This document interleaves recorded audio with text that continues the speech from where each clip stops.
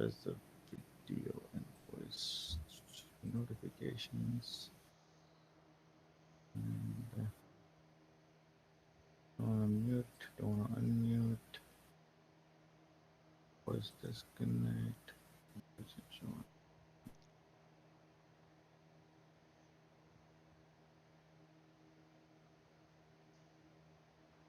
All right. So let's start with question answers. Let's start there because I don't think we have a whole lot to chart today. Uh, Simply because the market is not giving us a clear direction, but we will look to chart that one as well. For now, let's start with Q&A.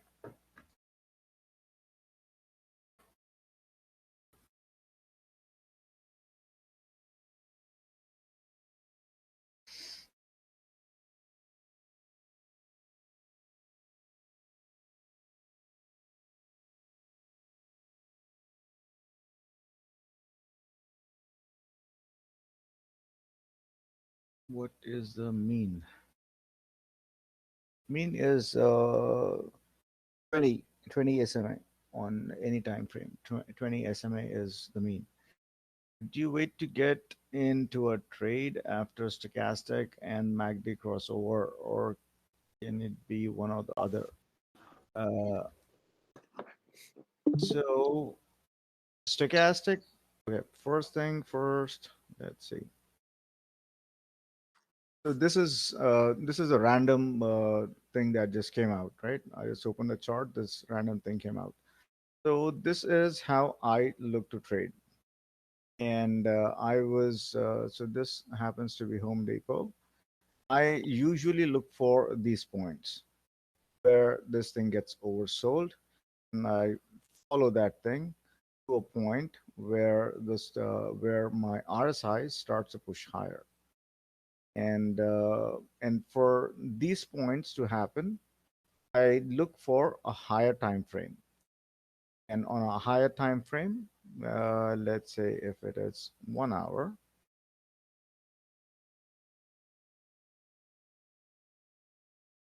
for 1 hour time frame, it's getting oversold, and this is telling me that the buying is kind of sort of done, and we were looking for it to push higher, and the market stabilize around here and market push higher.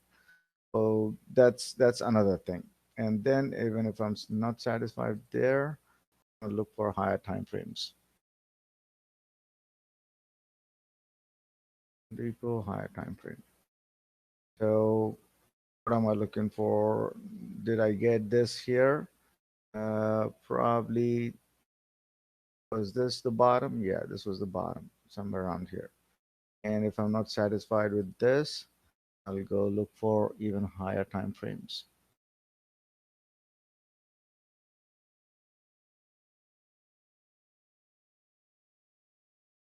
If I'm not satisfied here, this is kind of pushing up.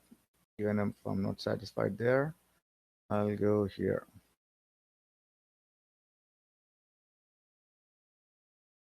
And this is the number that I've been looking for Home Depot to hit for more than a week now.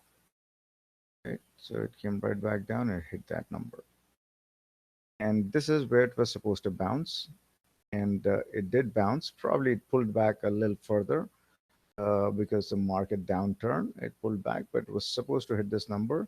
As we know, when the price hits a major moving average, it will bounce. For the first time, when it hits like just like this here, it bounce.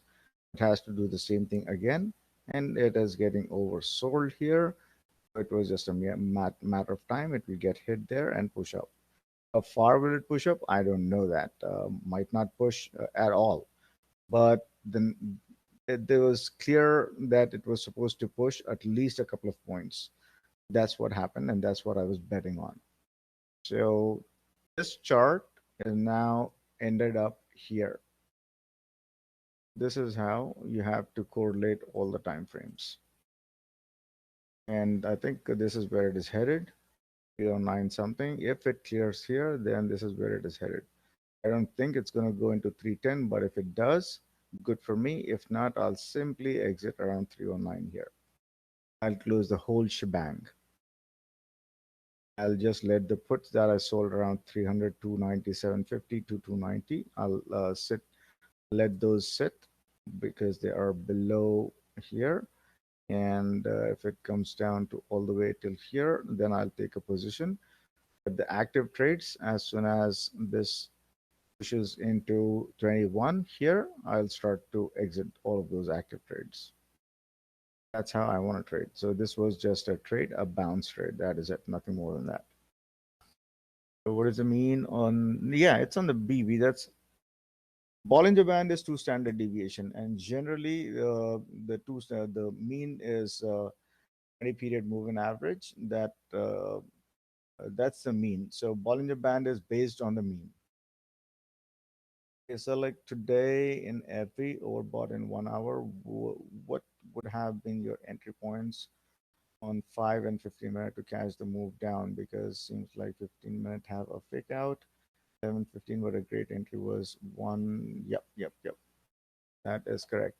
FB, even I was looking for an FB push up, but I did not get that. Let's dissect that trade. Yes, ma'am. We'll get to your question as well.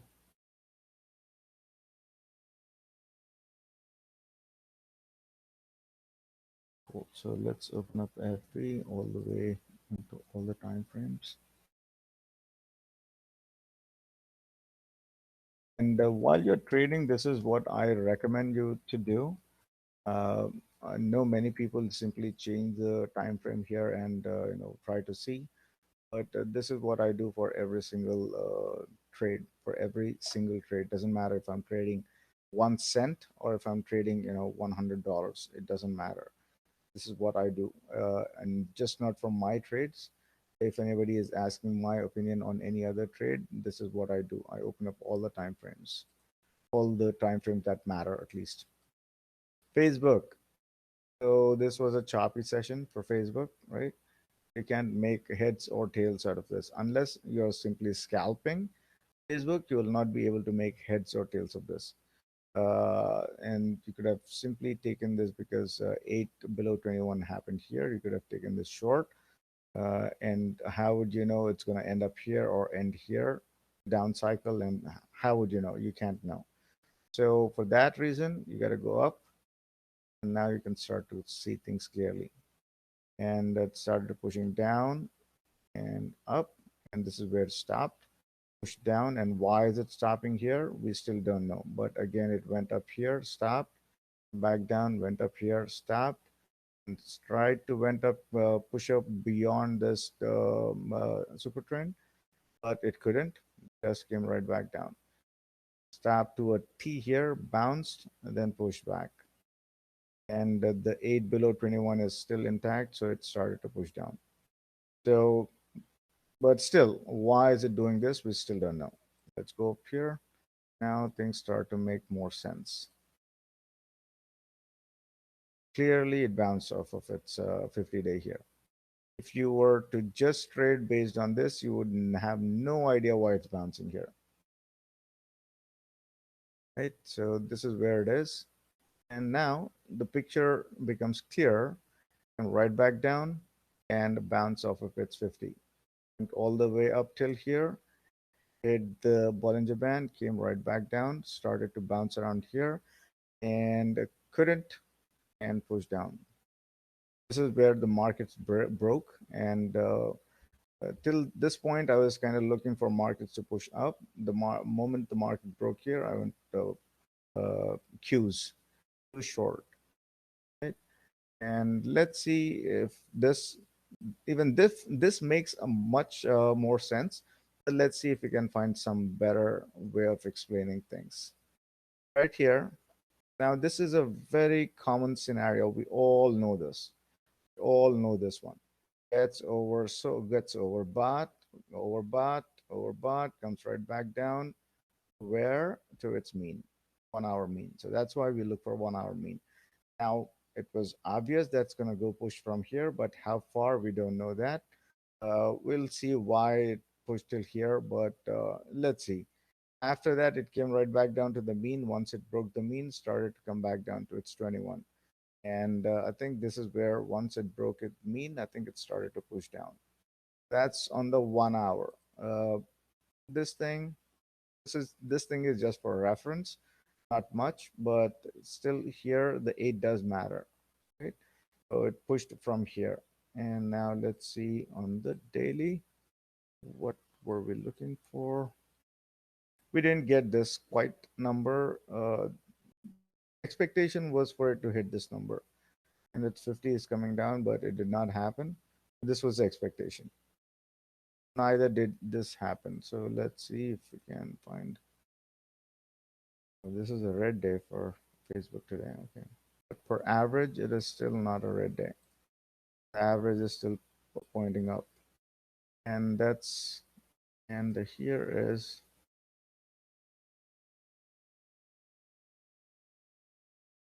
did not hit this either. So there's I don't see what stopped Facebook besides just being oversold. And here it started to come down.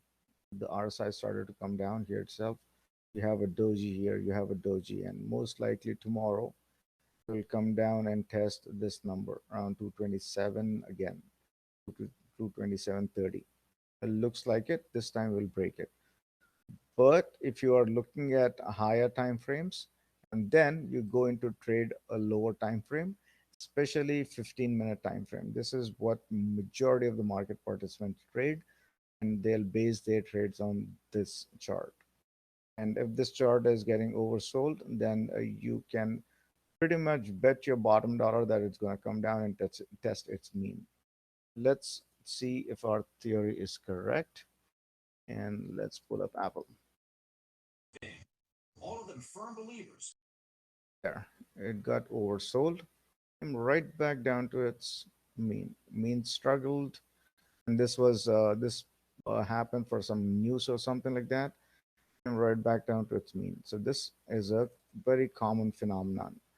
Whenever you see things getting oversold like that, it needs to come back down to its mean at least. And this is what I was waiting for.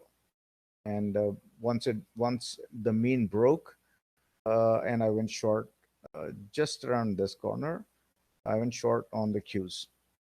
Was trying to short app. Was trying to short this one as well, SPX, but did not short. Tried shorting it. I was short SPX, but when I saw it moving higher, I changed my bias, went long.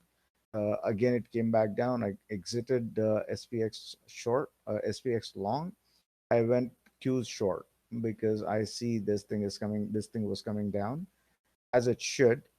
Then I went short Qs. And as a hedge, I took SPX long. So as and when this came back down and started to push back up, that's when it couldn't close below its 21.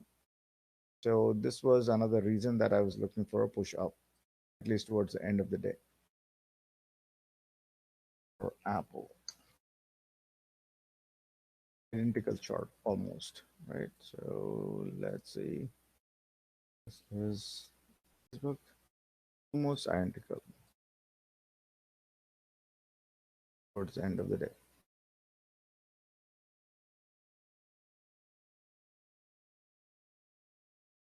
Always look for higher time frames. And if your time frame, the operational time frame for you, if it is 15-minute time frame, go back down to 5-minute time frame to find entries and exits. And if you want to be more precise, look for the 3-minute chart. Please explain your verbiage when you say I'm going long, I'm buying 2 options week out, going short, I'm buying puts, etc. Yes, this is very consistently what I say. So let's say everybody knows what long means, right? When I'm bullish on something, I'm saying long. When I'm bearish on something, I say I'm short. Now, what does that mean? How does it translate to a trade? For example, short. Let's say sharp, or let's say Qs. When I'm saying I'm short, I might be uh, I might be shorting equity. I might be shorting options. When I say shorting options, I might be buying puts. I might be shorting equity, I might be selling calls. So those are three ways that you can go short on something, right? So when you're selling calls, first thing, when you're selling calls, that means you are bearish on something that you want that the price of that asset to push down. That's one way. And the second way is for you to go short the equity itself. It's That's the simplest form of shorting. Just borrow something and sell it. Third form of shorting is buying puts. So especially when I'm buying options, either puts or calls, I'm going at least 2 weeks out. Unless I'm specifying that it's a lotto or I'm saying it's a zero DTE, I am always, rule of thumb, I am always 2 weeks out and I am in the money or at the money. Right? So even for something like cues or even for something like a shop, I know it's a big ticket item. Then uh, my day trade is always 2 to 3 weeks out, minimum of 2 weeks out, in the money, at the money. Doesn't matter if it's a call, if it's a put. That's how I trade. For scalp, unless I'm specifying if it's a zero DTE or immediate week expiration. Uh, Besides that, it's not. It's not. I'm always 2 weeks out minimum. Yeah, even for a scalp. So in many cases, what happens is I see many people get stopped out. The reason for them getting stopped out is that they have the right idea. They know it's going to go a certain way. They have the charts. They know how to figure that one out. But one or two candles, spook them out and they get stopped out. To avoid that, I've learned to do this, that I have to be at least 2 weeks out because I know my price target will get hit. Math will always work out. So just to avoid that turbulence, that intermittent turbulence, I just go 2 weeks out. That's how I trade. And that is the reason I don't put out my specific trades. Let's say if I'm putting out 2 weeks out, and people will have different kind of risk tolerance, different type of account size. So based on that, you need to formulate a trade for yourself. So that's why I don't put out a specific option or specific expiration there. But as a rule of thumb, if I am going into an option trade, I am always 2 weeks out, in the money, at the money, unless and until I specify otherwise. Then I have a question when you get a chance. Go ahead, Steph. Darth, so I wanted, can you hear me? Yeah. Yes? Yes, yes, Oh, yes. okay. So today, I don't have my charts open, but example, like for GS, where Mhm. it tested the daily mean, does that usually mean that it's gonna, because I know it bounced a little, but it stayed under the daily mean. So does that mean it's usually gonna keep going down, or in scenarios like that, what's like expected? Right here, I definitely think it did. Once it touched that, pushed up, came back down, it came till here. I think this will again come back down to this number here, 332. Unless if 10-year kind of spikes, this is what needs to happen. It entered this Bollinger Band where it is hitting the mean now, and it did not close below the mean. That's another thing that we need to keep an eye on. It did not close below the mean. But still, this is not a real doji. But if it were a doji, then I would have been very positive that it will come down and test this number. So right now it has closed above the mean. So if I want to go short, I would want it to close below the mean here, below 334.28 or something. It had to close below the mean, then I would have I would have been it would have been very easy to take this trade to the downside, 330, 230. Now it is above the mean. So the base case tomorrow for it to hit the mean and bounce there, But if it clears the mean and pushes down, then this is where it is headed, 332.30. Okay, and also I had another question. To trade GS, you said to trade it along with futures and XLF. Is that correct? Yes, usually this is how I would want to trade it, but sometimes it does get disconnected. Um, let's say this is how the 10 year is working, right? And then you have XLF, and then you have GS. This is how usually I would plan my trades. And Okay. XLF hit its super trend yesterday, and we have a divergence here on the RSI. Even though the price is going up, RSI it seems to be coming down. That Right. is a divergence, and this thing is coming down clearly. If 10 year doesn't spike from here, and we are looking for 10 year to come back down to 2.25. I think that's what this is pricing in right now. And let's see if this is the only stock that's behaving that way or something else. Yeah, this is also behaving the same way. And let's see another best of the breed MS. This is also behaving the same way. So the banking sector or the financial sector, for some reason, it's weak. It's Okay. not doing what it's supposed to do. Yep. Okay, thank you. Yes, ma'am. MS for 89.49. Yep.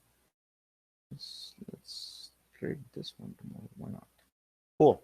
How to share dot posted. Hey, LM. You end up doing with your AMC calls. Okay. Ignoring them, letting data do its thing. I think distinction we need to figure out when equity versus options. Okay. If you aren't in a position and are thinking about day trading a put, would you say I am opening a short? Yes. Yes. Short is I'm bearish. I could be short using a put. I could be short selling a call. I could be short using an equity. Those are three ways that I can be bearish on an underlying asset. I think the distinction we need to figure out is when equity versus options. That's fairly simple, Ishan. When you have the markets as choppy, and so let's say if we can pull up SPX today. So between these times, when from here all the way till here, right, market was not clear. So if you are trading equity within this time frame here, all the way from 11 to probably 2 until it broke below its 50, and this is what Sam made me go short uh, right here when it broke the super trend and exited my long and went short. I did not short this thing, but I shorted the Qs because I thought Qs were more susceptible to push down. So, and I kept this long here as a hedge. But if you were trading from this range, you would be still in a box, right? It's not doing much. So this is when you want to be trading a trading equity. This is sideways action. There's not much happening. Very small candles. Nothing happening here, basically. So this is the region that if you see this kind of price action, you want to be trading equity. Whereas if you see this sort of price action or this sort of price action, this is where you want to be trading options. So for trading, rule of thumb, for trading options, you need momentum. Without momentum, your options are dead. Data will jump, and doesn't matter which side you're trading. If you're trading calls, you want to see this action. The gamma, you want to see the gamma run. And how do you can't really most of the time you can look at this is the reason you have stochastic momentum indicator here. The faster the move, you want to be in.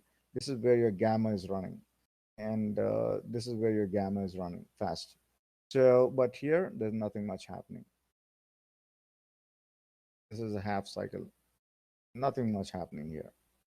So this is where you want to avoid getting into options, and this is where you want to be into options. When you have the momentum behind your options, or the price action, you want to be in options. When you are lacking momentum, you want to be in equity. Even for scalps, yes, yes, yes, yes, even for scalps. Another lower volume day today, yes, it was even with the algo pump. Well, and this is another reason I am unable to look at what is happening to me. Fine. You're awesome. No, Dad, can I tell you something? Like, you can always tell me something, then he'll tell me about his day or something. It's getting yelled at. All right, so let's see SPY. With SPY, here, this is what Ryan is talking about. Another low volume day. And this is what you want to be looking for, volume. And this is pretty consistent. Last hour of the day is usually where the volume picks up. If you see this, right? Last hour of the day, usually where the volume picks up. Here, here, here, here. This is pretty consistent throughout. And this is also the same case with last hour of the day, volume picks up, right? Right? Throughout, throughout, it's a consistent thing that last hour of the day, volume picks up. So most of the people, what they do is they trade this hour, the open hour. But if you're patient enough, this is where you can grab, a lot of easy trades. Hope that made sense. And Apple, it was okay volume. I mean, the average volume was uh, comparable to the regular volume today. And SPY was not terribly, short of probably 3 million shares. So I wouldn't say low volume, but it was something that you want to keep an eye on. Again, this is pretty consistent throughout. For some reason today, yesterday we kind of traded more, but pretty much consistent throughout the tape. Last hour, right? Last hour is where you can make more money compared to the first hours because you have uh, the volume coming in. Uh, and I am still in the camp that thinks that VIX doesn't have a whole lot to offer right now, and so that's the reason I think the market will keep chugging higher. And this should have happened today, 466, but we stopped around 461. We're still not there yet. Why did it stop? I think this rally is pretty much overextended now. 1, 2, 3, 4, 5, 6, 7, 8, 9, 10, 11, 12 days. So let's see on the regular candles. Well, 1, 2, 3, 4, 5, 6. This doesn't really count as a down day, but 1, 2, 3, 4. So right here, it came right back down, right? And I think tomorrow this needs to happen. This got detached from its 5 on the regular, and I think it will come back down here, 455. Most likely, this is what needs to happen. So even with that rally, at the end of the day, you think it's going to come Mm-hmm. back down tomorrow and close that Mm-hmm. gap? Yep. Yep. Yeah, Yep. that's what I was thinking too. I just wanted to double check. Yes, sir. And even on Haikanashi, it left its a 5. So most likely, this needs to come back and reclaim its 5. Will it happen? Not sure. Not sure. It did leave its five here. So let's go back to the regular candles. Did leave its five here and came right back down. But still, this is not considered to be a red day. I don't think this is considered a red day, but still, whatever. It left its five and came right back down to its five.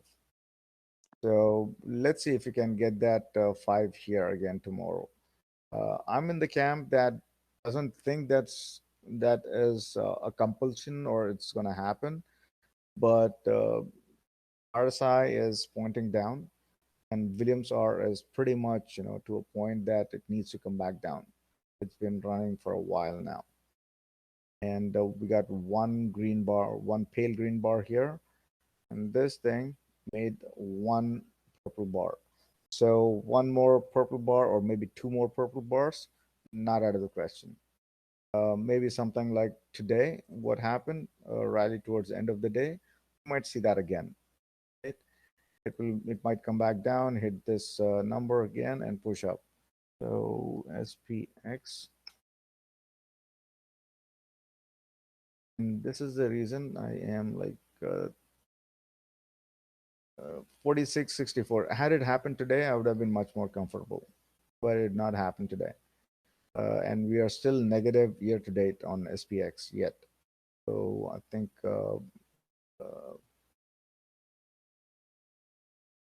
46.54. Well, let it come back down. I think I'll be much more comfortable here.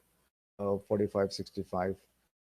Let's this. So this is still not my base case.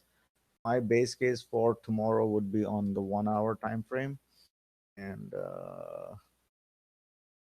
most likely this is what I want to see. 45.78. Not too much, but still, I think 25 points down.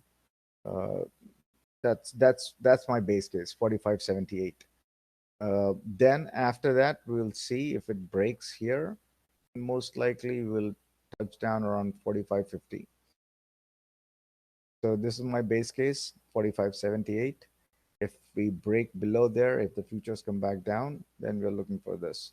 Let's see what the futures are doing. Let's see in I the think future. they're up about 30% right now. Darth, what's the base case for something following its five and then price action breaking down, momentum and volume picking up for it to test further lows like its EMA 8 and then maybe even the 21 or the mean? Uh, do you have a ticker that we can look at? For instance, Spy's been on the daily, has been following in between its upper Bollinger Band and the five for the most Right, part. And every once in a while, it just makes the base case for going down and touching its eight and then ripping back up to the upper Bollinger Band. right, right. So I guess I'm trying to figure out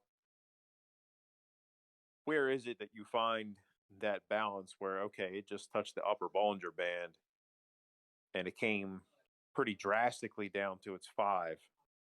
Is there a time frame that you're looking for that to happen, or a momentum or a volume or any kind of indication that you're looking for that continuation to the downside?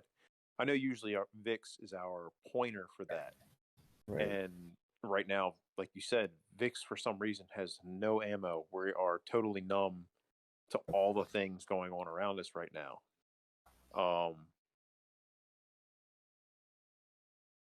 So any movement in the charts themselves are really just buying and selling pressure.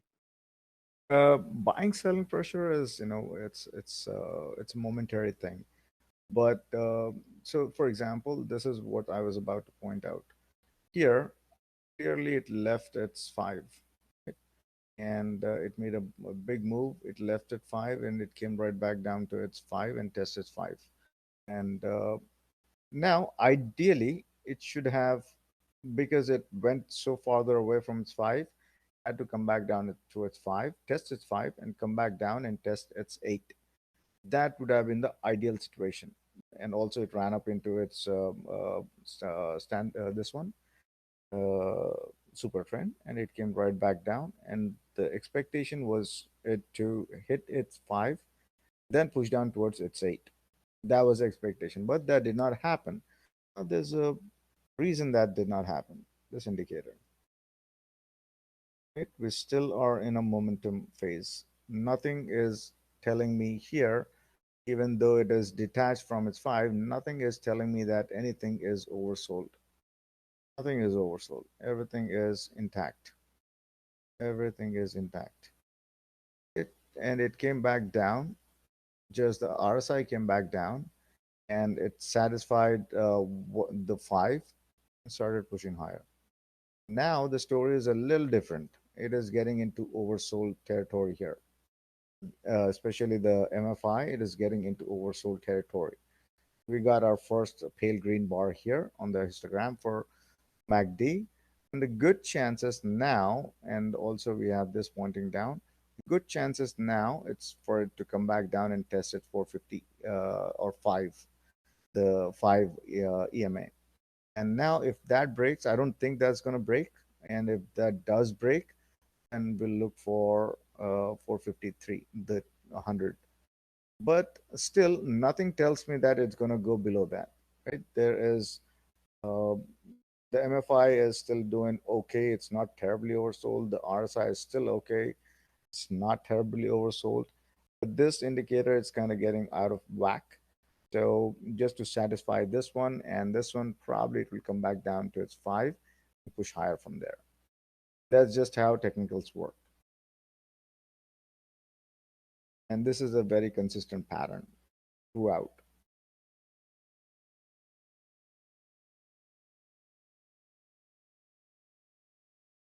We see the first shoe falling here, and most like, whoa, what is this? Why did it go up? Okay, awesome. All right. By the way, I got out of my SPXL long position after close. I closed my SPXL, and I'm still holding SPY calls though.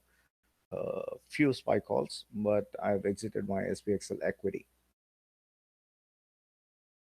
SPXL went a little above the money for me.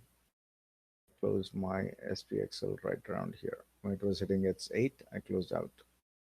Uh, I think it will continue its move higher a little bit further tomorrow, but I don't want to sit around and find out what's going to happen to that. I'm okay here. Do you have any stop loss, or you write them to 0 or hero? Please also quickly show your SMA settings and chart settings. Right. Do I have a stop loss? Always. Then uh, I don't immediately engage a stop loss. I, I mean, again, entries, right? It all depends on entries. If I'm taking my entry around here, then I would engage my stop loss somewhere around here, right? Because I know now it's hitting this, on a higher time frame. Maybe it's hitting some point where I know it's gonna head into a resistance. Probably this is where I'll engage my stop loss, and if it's a day trade only, I'll engage my stop loss here, and that is always a trailing stop loss for me. And I'll engage that trailing stop loss, push up, and the moment it starts to come down, I'll exit the trade. It doesn't matter to me after that. It goes, a couple of more points up. It doesn't really matter to me. My emotion is done here. I'm out of it. This doesn't matter to me. And if I'm going to the short side again, engage my stop loss, it pushes down, starts to come back up, I'm out of this trade. This doesn't bother me anymore. Right? So that's how I trade. Uh, so wanted to see my SMAs. SMAs, I think it's the same thing. These important opinions. These are SMA levels.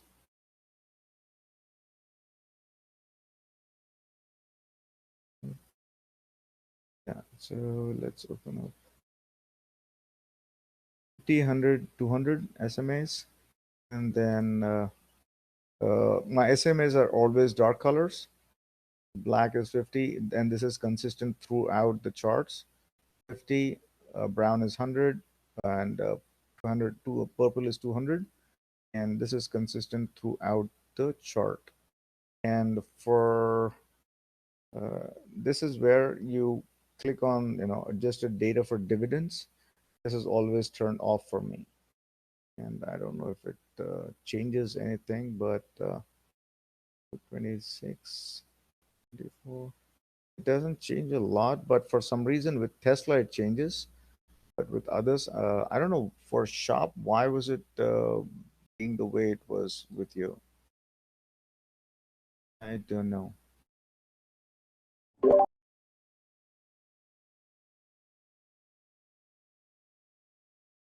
Oh, I meant when you say you're taking a position. When do you mean you're taking equity versus option? But I think usually you're quite specific. Yes, sir. Yes, sir. Yes, sir. That's 5 EMA. Right now I have 8, 21, and 50. Uh, yeah, I think we have set up your charts for EMAs and SMAs. 5, 8, 21, 50 for EMAs. For SMAs, 50, 100, 200. Oh, yeah, there, Ishan answered that one. Nice. 1, 2, 3 standard deviation. And also, we have set up your 0.382 standard deviation, Akash. You should have all of those settings. For whatever reason your settings are not matching up, I don't know why. Probably, we'll need to see your, what is that called? Uh, your charts. Then let's see why. This extra body we pushed. And thanks. Welcome, sir. Done, done. On to the next one. Okay. Nice. All right, cool. Any questions? Anything that you might be struggling with? Another clean trade today was Stop. This was a very clean trade, and thanks to Steph. Hey Darth, sorry. You were saying you said we set up something with point three something. What under what setting is that again? Is that under the That's Bollinger Band? yeah. We set it up, Akash. We set it up for you. Everything. Yeah, I know, but it's not showing up right now properly. I don't know what it did.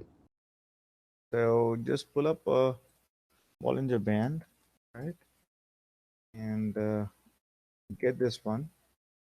And once you have that Bollinger Band, get to the settings and change the inputs to 0.382. This is a fib level.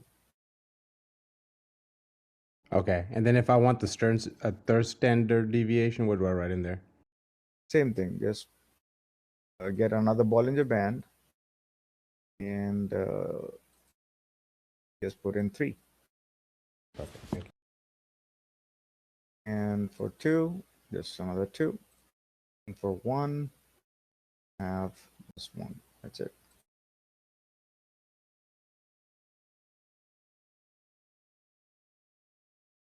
Sharp. This was a clean trade today. And I'm pretty sure yesterday I was telling that, when it's going to hit this number here, and we should have shorted it right here. But nonetheless, yesterday I was looking for 743 something, got that. And today, when Steph mentioned it, I looked at it, and I think I was looking at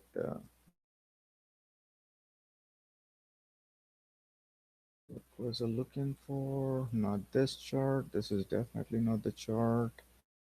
But this was clearly a downtrend here. Right? So this was an established downtrend, and this is where we caught it around. Uh,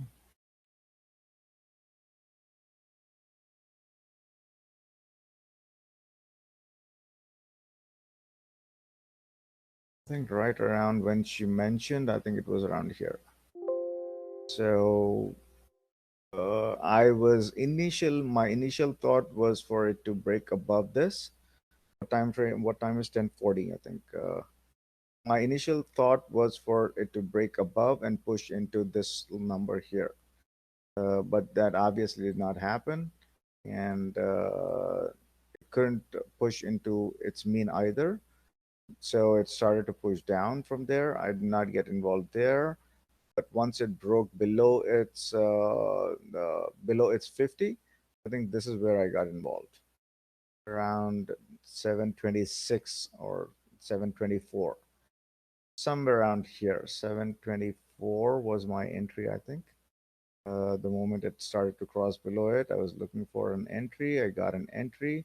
It couldn't hold its 50 SMA. It couldn't hold its 50 EMA. I got a good entry around here below its 50 SMA.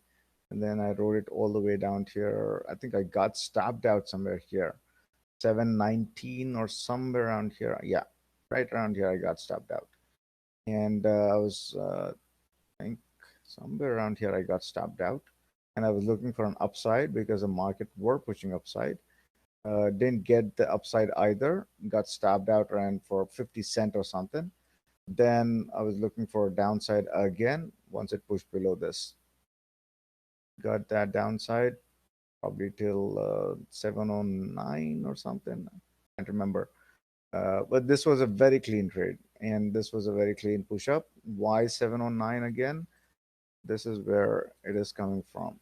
709 about here. 709 to a T, it hit that, and it bounced from there. And here is the bounce from 709 all the way up till its mean, and then probably it came down after that. This was a very clean trade, very, very, very clean trade. And once it broke its 50 again, and there was this number, 693. This was a very clean trade, and this gave a lot of entries. Sharp short was, it gave a lot of entries.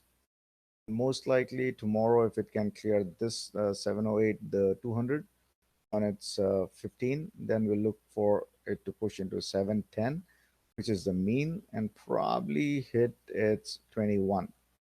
And if it clears 21, then we are looking for 712. Still a sizable trade. Not as sizable as it was to the downside, 30, 40 points, but still a good trade. If you can catch about 5 points also, it is still worth something. And if this move happens already in the pre-market, then most likely I'll look for a downside.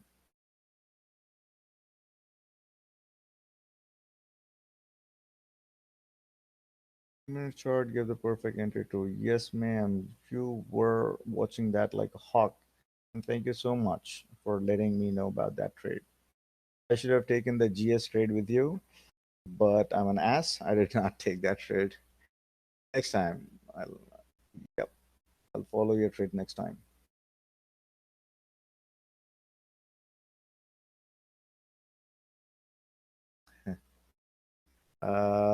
And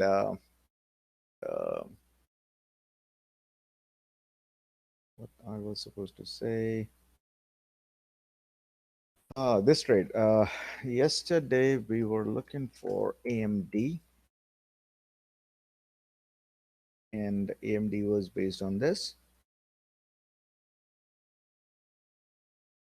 And AMD was supposed to push into this number.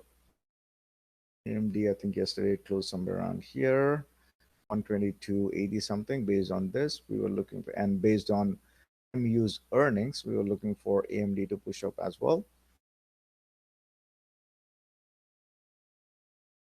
And here, AMD started pushing. This was our base case. What was our base case? Forgetting our base case. Base case is always on the 1 hour for me. Most of the time, the second standard deviation is mostly the base case.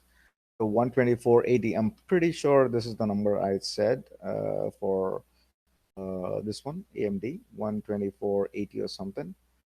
So we got that, and was trying to push for this number here, but we couldn't get that because SMH was pushing down, NVIDIA was pushing down, but we couldn't get there. After that, I think uh,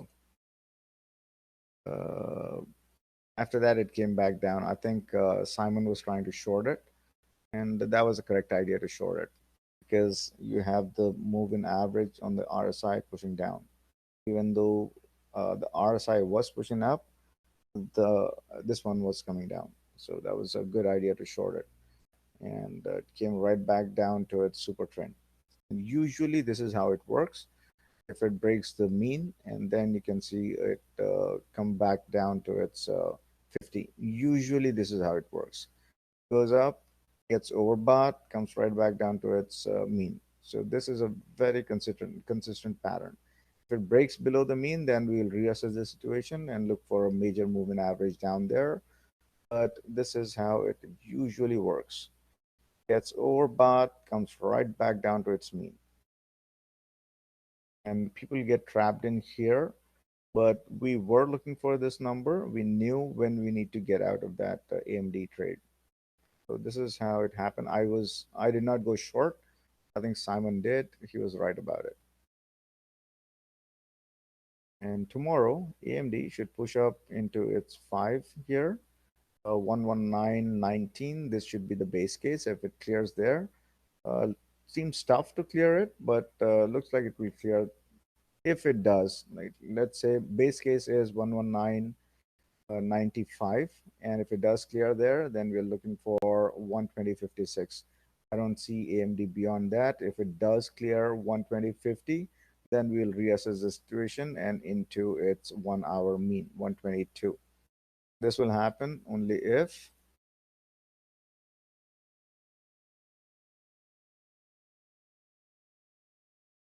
match pushes up. What AMH? Not AMH. SMH. Currently, SMH is about to give us the 8 below 21. So keep an eye on that. People underestimate the 3 minute. Yeah, they do. Facts. I do sometimes. Okay. Gotta start watching it for entries. Yes, yes, yes, yes. Monday, yesterday, great entry from it. Yes, sir. Usually that is, look for. So this is how you want to trade. You're looking for a larger trend. Let's say SHOP is a larger trend. Know that this is on the higher time frame. It hit its 50 moving day and whatnot, yada yada yada. This is coming down. This is an established trend for the day, right? And now you want to go back into 15 minutes. You want to look for an entry here. And if you're trading your 15-minute time frame, you want to go down to 5-minute time frame and look for specific points where you can enter or exit, or enter or exit, right? And then you go down to here and look for an entry. You cannot miss this, right? Right here, it is clear as day. It is coming down. So this is how you want to be trading this stuff. And if you are trading this, so you have to have your psychology correct. And you say, okay, I am trading a 15-minute candle, and you have to stick to that 15-minute candle unless otherwise something drastically changes.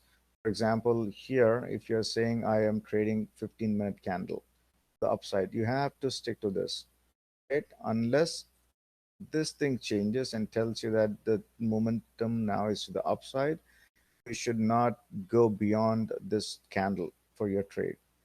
You're trading this candle right here on a 15-minute time frame, you are bound to this candle. You go back down on your 5-minute time frame, 1, 2, 3, you look for an exit. Put your trailing stop loss, and if it goes up, you go up with it. Most likely, when it comes back down, you will exit the trade. That's how you want to trade. Emotion less trading.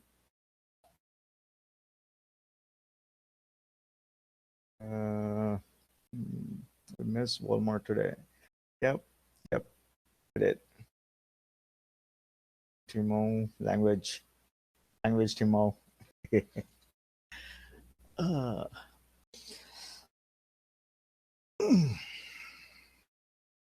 so tomorrow,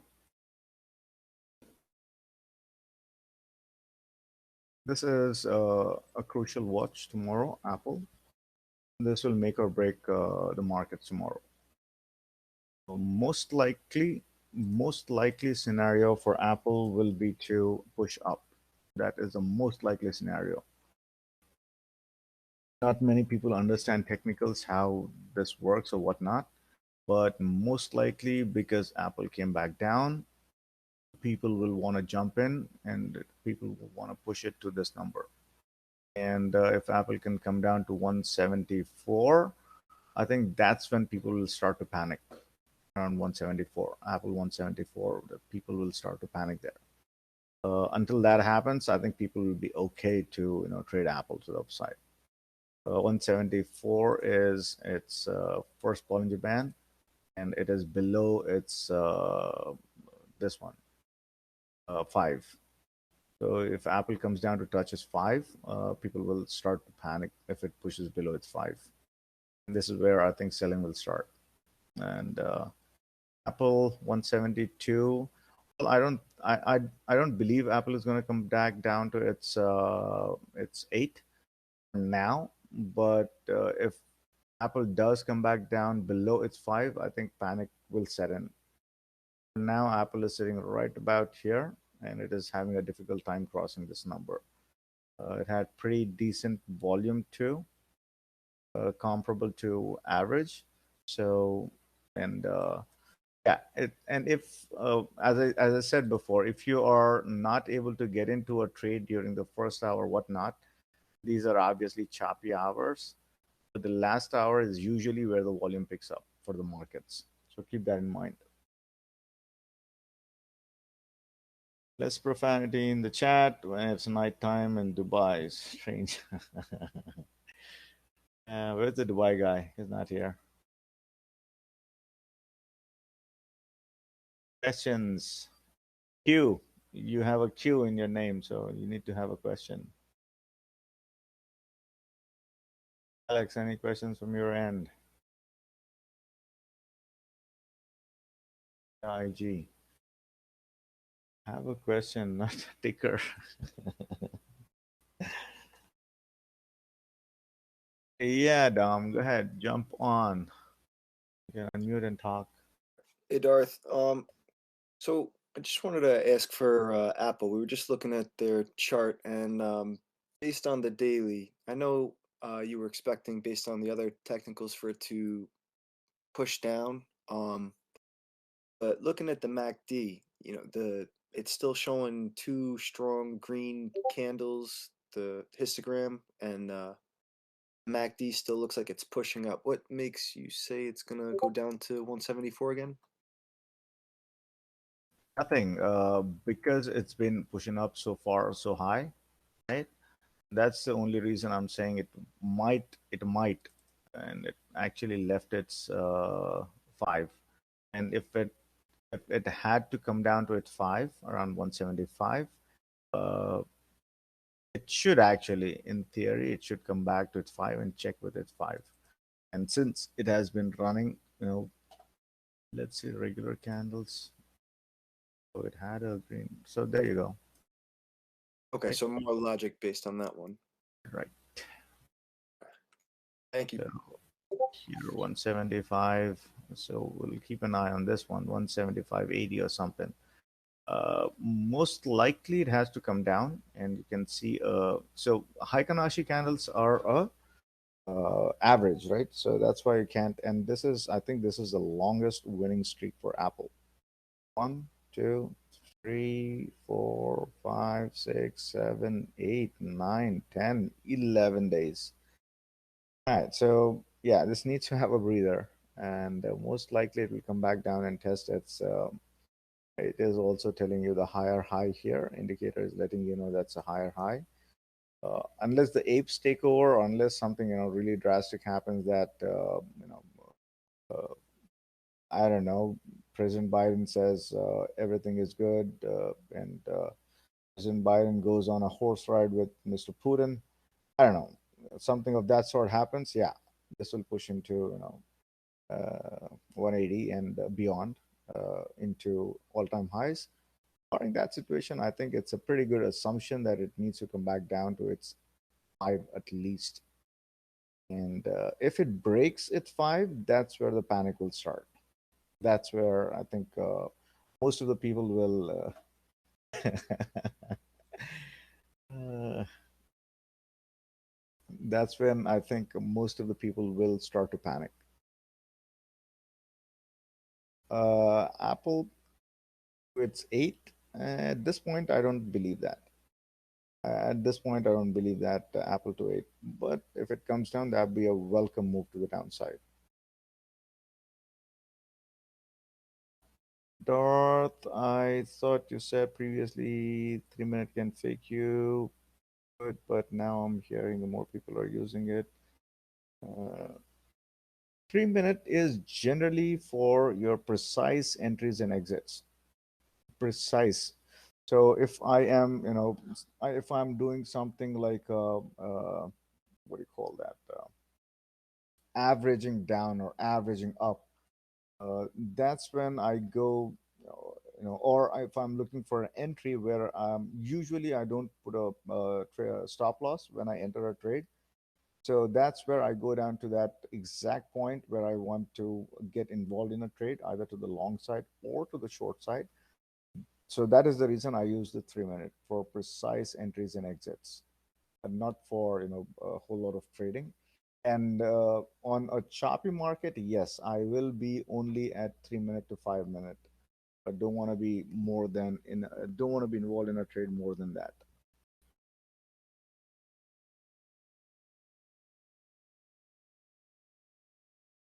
Yep, yep. I think Dom is saying the same thing. Don is saying the same thing. He only rides bears. Yeah, well, he can ride whatever the fuck he wants to ride. Uh, man, I tell you, technology. Uh, Thank you, Dara, for clarifying. Yes, sir. It can't be that. Uh, that's the only questions we have. It can't be that. It just can't be that.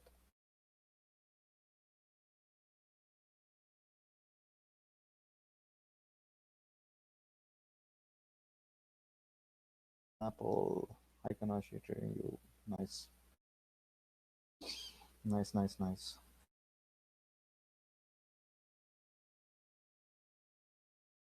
Looks like Apple is doing a double top. Can I throw another Yep. question out there, Darth? Yeah, go ahead.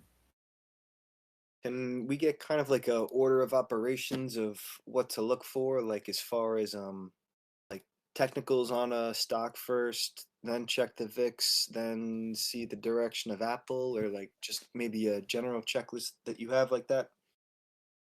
Yes. Right. Always first thing look for VIX. First thing. First thing, first thing, first thing. Always look for VIX. Uh, and that is how I started to understand markets better. If I understand VIX, if I can, if even better, if I can trade VIX, I'm Gucci, Armani, Prada, whatever. So VIX, VIX is the thing that you want to, be good with. So the more you understand VIX, the better or the easier it starts, it becomes to understand markets. And VIX, in the markets, than your individual stock. 130 of them. That when you say the stock, that's the stock with the indice that it follows. So uh, let's say for example, you are trading. Let's say today, if you were trading Apple, and let's go Apple. Let's say you were trading Apple, the upside, downside, whatnot. So, and this is what you want to do. The SPX, this should always be on your screen. And then you should have your Apple. or whatever stock this is, and or maybe you can have VIX. So now it becomes much clearer. VIX is hitting a major moving average, and we were looking for this to get hit today, right? During the charting session from last night and this morning, we were looking for a hit of this number for VIX and push down. And it did exactly the same thing. It went up here. The moment it was hitting this, and I was looking to exit my cues short, right? I hope I talked about that while I was online. For the people who were having fun in insanity. I know some names from here might not have heard me. Jen, I know you were there. I know. So this is when I started to lose guilty. So this is when I started to look for my exits on cues. I was cue short. I started to look for my exit. The moment it got hit, it started to come down. The market started to push up, and I got my exit on cues. And I that's how you want to trade. This is how, and this is why VIX is super important. VIX started to come down, market started to push up, and this is what you were trading, right? Now you can't go wrong. It's nothing more than that. So let's say if you're trading Apple, this is where you want to go long. If you're short, this is where you would exit your short. And let's say, for example, if you're trading FB, same thing. Let's say if you're trading, maybe, I don't know, what, Qs, same thing. The moment this thing starts to come down, this thing starts to push up. That's why this is super important. VIX is always VIX and a market index, maybe SPX or whatnot. This should always be on your trading screen. And then based on this, you want to trade maybe something like an Apple, maybe something like a Facebook, maybe something like a you know, I don't know, Walmart or something like that.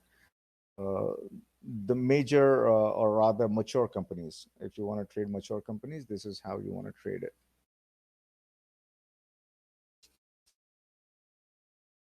And sometimes individual stocks have their own story. They follow their own story. They follow their own whatever is happening with that individual stock or with that individual sector. That's a separate story. Like in case of bank stocks, you want to be looking at 10-year or XLF. In case of with your chip stocks, you want to be looking at SOX and something like that. But this is how generally you should trade. Have your SPX, have your VIX, then trade whatever stock that you're trading. VIX comes down, markets go up. And as soon as the market starts to push up, your stock will get affected and your stock will push up. Whole thing. What trends, patterns are worth noting in this strategy? Uh, I don't know if there are trends and patterns, but uh, technicals. This is what you want to see, basically, right? So if you see VIX heading into a major resistance point, obviously this is getting oversold and this needs to come back down. And you'd see this getting resolved. And usually this works in pair. This is the pair, although albeit an opposite side of a pair, but this and this is always a pair. This is a pair trade all the time. VIX up, markets down, markets up, VIX down. So if you can trade VIX, if you understand VIX the way, and that is the reason. Uh, and the first thing I look for ES, then I look for VIX in charting sessions. That's the reason for that. VIX is super important, and if you can figure out the VIX range, pretty much you can figure out the market range.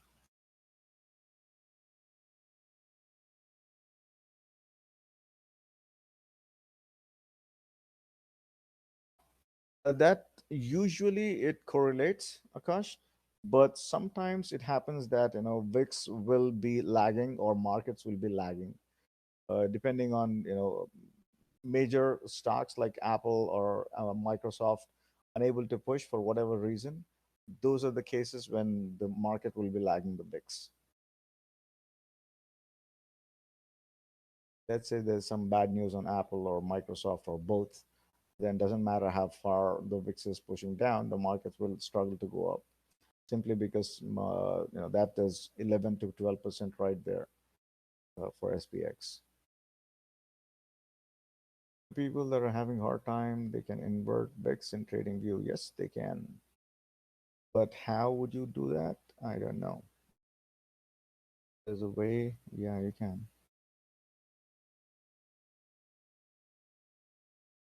Which is usually due to a resistance or support. Yes, yes, yes, yes. Correct. And usually right now, so let's see. Here I don't see anything, right? There's no support. The support is here, right here. There's no support. It's just the fact that it came out of its third standard deviation. Fair enough. But I don't see any support.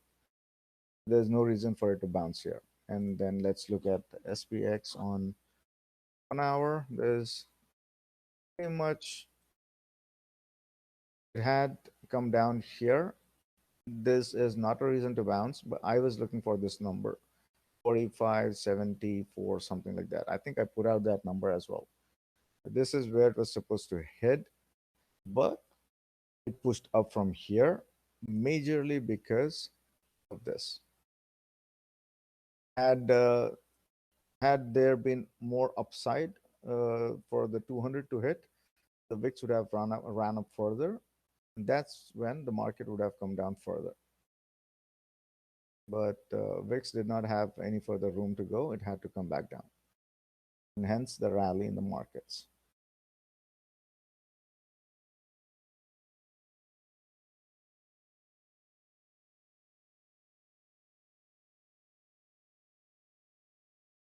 Invert your scale. You can find it in setting, price scale, in the chart property, and the scale tab.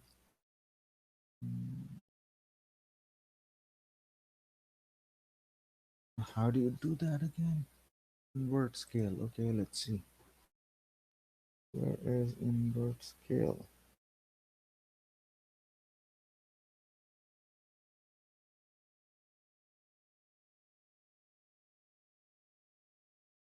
I don't see it.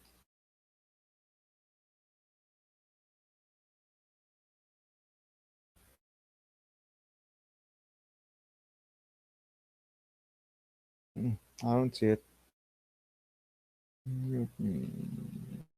There you go.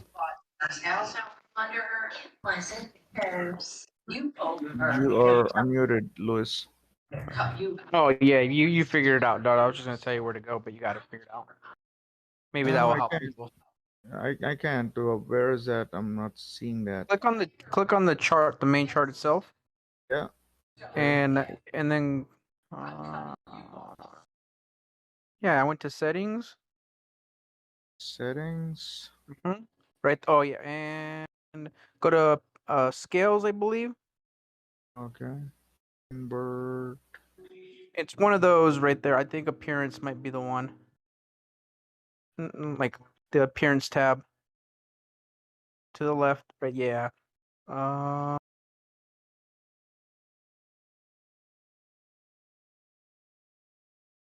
just did it on my phone.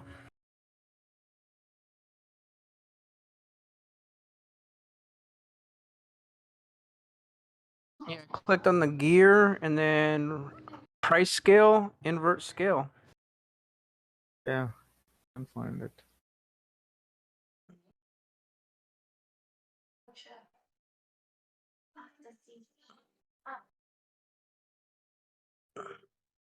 So Darth, right click on the price on the price scale on the chart where the it says no to your right. Oh, okay. Yep, right there. Yes. Oh, there you go. Yeah. Up above. It's like 1, 2. Yeah, there you go. Right there. There. Okay. Wow, this is a cool thing. That is cool. There you I go. didn't realize that. Nice. So now And Actually, Nobody has Thinkorswim, any excuses. yeah, in Thinkorswim, you just put a negative in front of the ticker symbol, and it automatically inverts it. In TradingView, you have to go in there and change it. yeah. Now, this is cool stuff. Now, so now if I'm looking at VIX up, so if VIX is going up, the markets will go up. The candles will tell me if it's negative or positive. Okay, that's a cool thing. Learn something new. But this is out of whack, right? So this also need to be inverted now. And yeah, this also needs to be inverted. Let's see if we can invert that. Oh yeah, there you go. You can invert that. Man, this thing is fun. Man. Oh boy. Nice. Cool thing. Learn something new.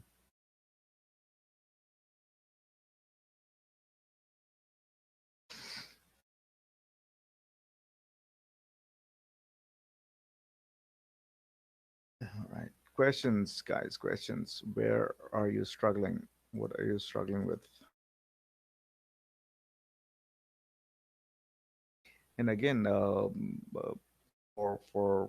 you know, when I'm saying it so many times about options that you need to be at least 2 to 3 weeks out, minimum of 2 weeks out, and as long as the volatility is continuing, be in the money or at the money.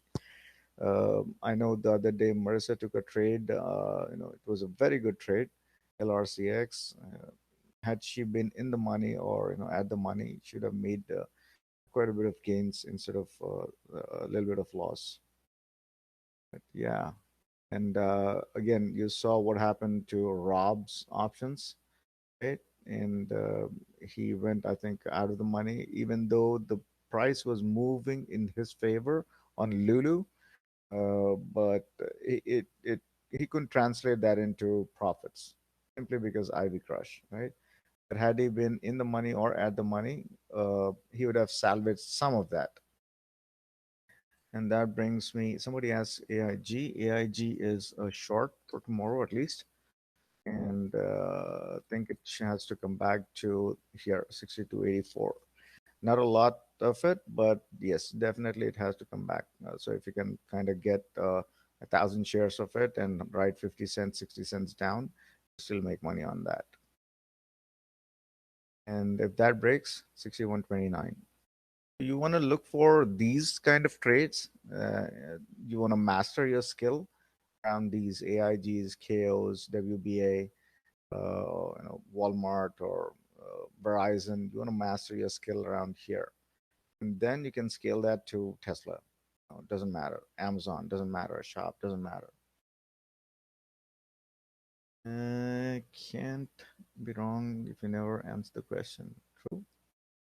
Yeah, that's gonna be all VIX pushing up, and I feel like that's true.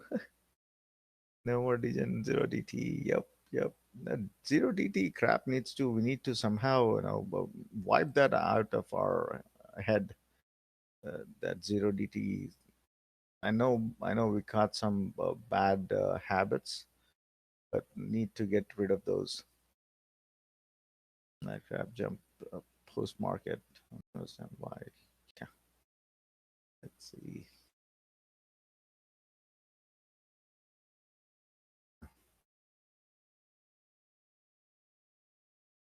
Yeah, I think post market. I think everything kind of was pushing higher. Never. I feel personally attacked. I was talking about myself. Uh, it's addicting. 40% in minutes. Yeah, but it's also the chances the chances of it going other way are more than it going in your favor. That's AIG looking at 5 minute chart. Let's see 5 minute chart for AIG. Not much. Everything pushed up actually during the end of the day. Yeah.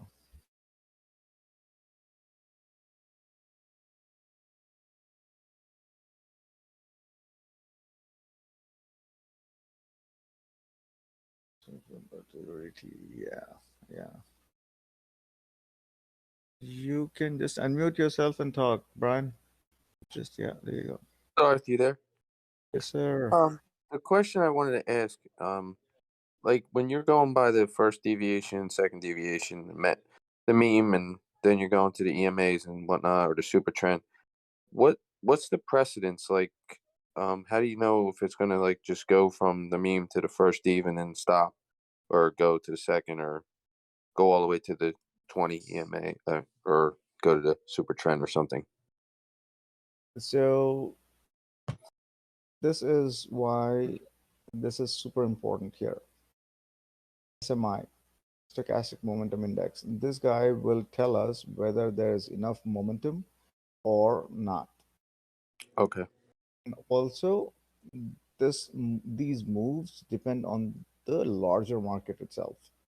So if the larger market is pushing up, we know it's going to go violently to the upside, and we know then the next step is for it to hit this number. And then you want to go back and look at, so let's say, for example, what would be a good example? Not Honeywell, we cat. Look at cat. This thing pushed from 221 all the way to 223. So this is where the momentum is coming in, right? And as long as you see 1 bar, 2 bar, 3 bar, you want to be in this trade. So this is how you figure out what's the momentum looking like. And then if you look at the higher time frame, you will figure out that there is enough momentum to the upside. There's enough momentum to the upside. Okay, And so if you start seeing it move, and then basically just go to the higher time frames, then correct. okay. And if you have major moving averages crossing over like this, and you will for sure know that it's going to move higher. Okay. Thank you very much. You're welcome, sir. Darth, can I ask you another one real quick? Sorry. Yeah. Yep. When do we know when to like disregard the histogram with the SMI? Because I'm looking at the chart with a cat right there, and kind of right in the middle. You see a purple and a little bit to the left. When a little bit more,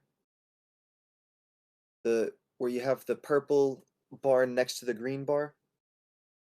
Purple bar right here. Yep. And if you look at that, it's still steadily moving up, even though the histogram's showing down. Can you point out what indicators would show us why that's still pushing up from there? I mean, looks overbought as well.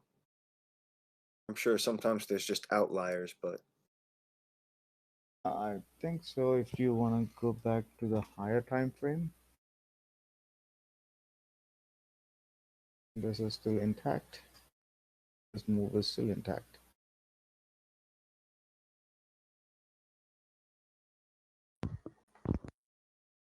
Higher time frame is still telling us that this move is to the upside, right?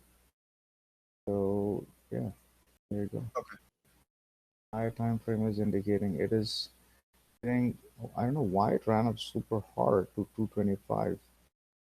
It hit the third standard deviation. Wow. Did I miss that? Ah, okay. You could also looked at the MACD and the stochastic DOM. You could see that it was still had plenty of momentum on that time frame. Yep. Makes Bounce sense. off of this right here.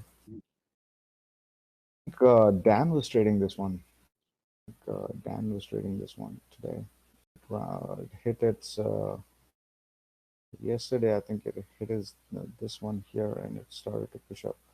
Tomorrow, I think almost everything is has left at 5. It has left at 5 on the weekly, and not on the daily, but definitely on the weekly, it has left at 5. This shouldn't be happening, but it is happening. So most likely we'll look for a push down on this one. And I think the reason this thing is running is because of that the package that is about to be announced from the government, that the Build Back Better package. So CAT will be the primary beneficiary of that. Then you have something like a rent a cent, I don't know, something. United Rentals, those, and yeah, some of them will be beneficiaries of this. This was a market pump right in the morning. This is an amateur hour. Should have stopped right there, as it did. It came right back down.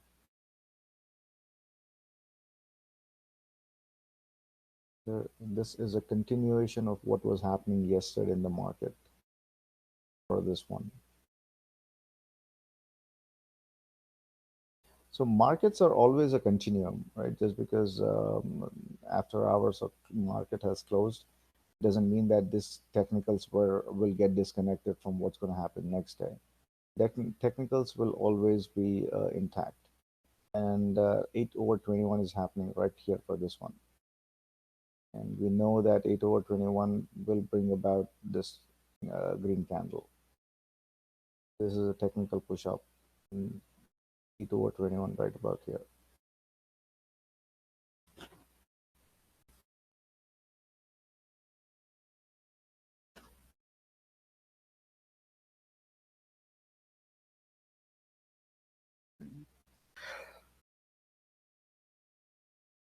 Thing.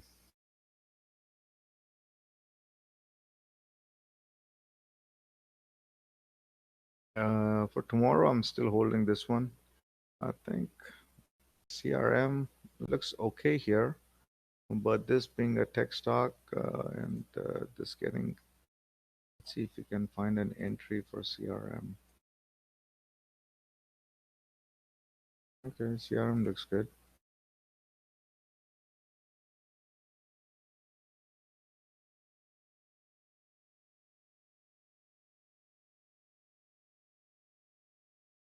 So to the downside, I think we can look for an entry around 213.80 for CRM to bounce. If that breaks below, then I'll short it to 211.20 for CRM.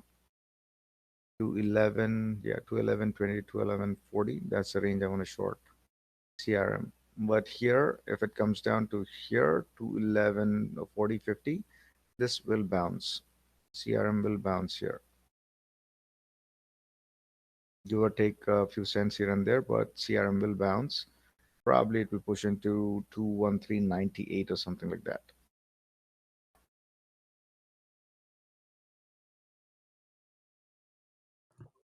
$45.50 on the SPX would be healthy tomorrow, huh? On the SPX. Yes, it would be. It would be. So this is basically, this is where I'm waiting for SPX 45.64, and this is doable actually. 45.64, about 40 points down. This should be okay. 35, 40 points down. And if it breaks below here, I think that's when a little bit of panic will set in, especially if Apple comes down to its 50 and breaks below its 5, not 50, breaks below its 5. This is where people will start to kind of get, a little bit iffy. And if the panic sets in and the selling starts 45, 46, this is also okay. I think this is also okay. We need a healthy pullback after 10, 11 days of straight gains. This is okay. I was And just looking at if it can 45.50 from the bounce 1 here hour. around 45, 60, 65, then it will bounce here 45, 45. No question here. I don't believe it's going to go down to its 8 tomorrow. I don't believe that.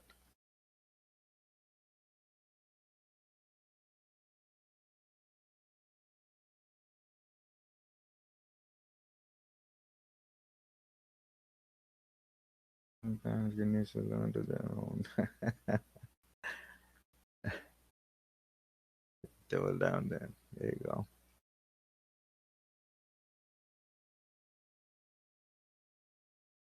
I'm working on is my paralysis by analysis. Yeah. Yes, sir. Catching the bounce or shooting the bounce. Yes, sir. What's the reason you don't think that it will touch the 8? Uh, I don't think people would want to sell their positions right about here. I don't believe that. So for it to come down all the way till here, I think people will need to get convinced that this is, there's something wrong with the market.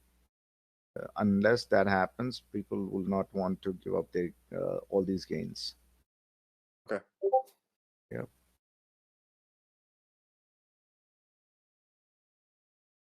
Like I'm always chasing because I don't trust reject bounce. It's too late. I swear this is how my brain thinks.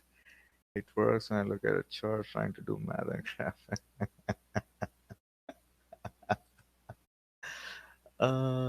Does it? You're still in HD. Yes, yes, sir. Yes, Brian, I'm still in HD. That is true. You're the man. Wait for consolidation and full portal. Tomorrow is end of Q1. Yes, yes, yes, it is. Yes, it is. And again, I think that will be uneventful, pretty much. Yeah. So after this first quarter, maybe first week of April, we might get a little bit of pullback. But then after that, I think it's for after first week of April, I think it's clear sailing after that. And again, it will be like shooting fish in a barrel. Uh,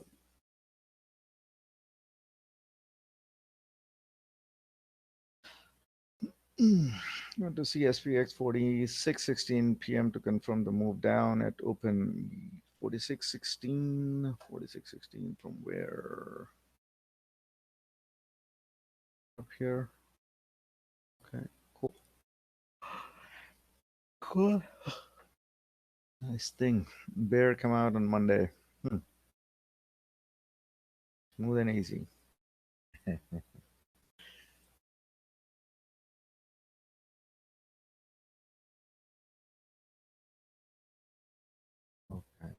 sense. 4609. It's a 4616 around here. Okay, that makes sense. Spy. If I can get spy.